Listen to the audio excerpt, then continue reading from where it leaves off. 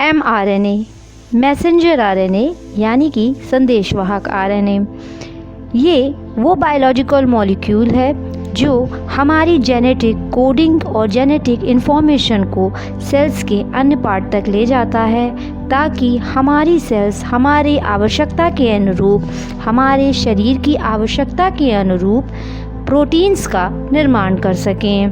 DNA चूँकि nucleus में रहता है और उसमें जो जीन्स होते हैं उनमें हमारी जेनेटिक इन्फॉर्मेशन कोड रहती है। उस जेनेटिक इन्फॉर्मेशन को पढ़ने का काम करता है mRNA।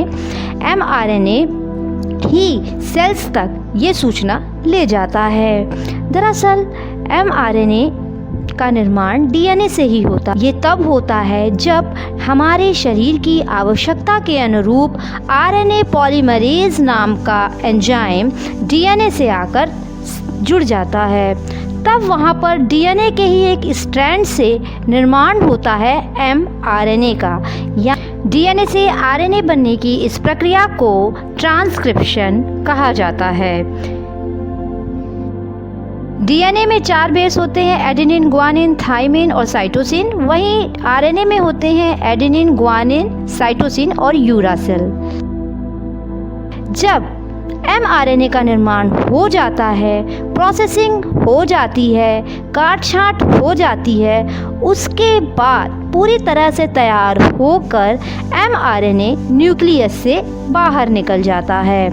यहाँ पर न्यूक्लियस से बाहर निकलते ही mRNA पहुँचता है कोशिका के साइटोप्लाज्म में।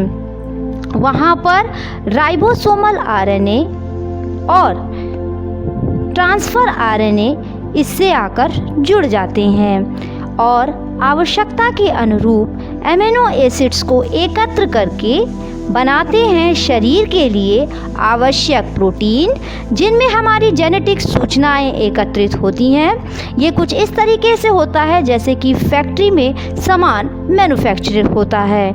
ये ट्रांसफ़र आरएनए mRNA में जुड़ता चला जाता है और ऊपर सेट होता है राइबोसोमल आरएनए।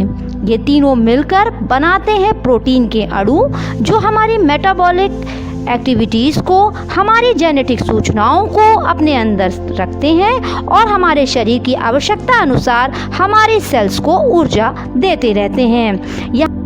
तो अब आपको समझ में आ गया होगा कि डीएनए की तरह ही आरएनए भी कितना महत्वपूर्ण है, जो हमारी जेनेटिक कोडिंग को पढ़कर बनाता है हमारे शरीर के लिए, मेटाबॉलिक एक्टिविटीज़ के लिए प्रोटीन।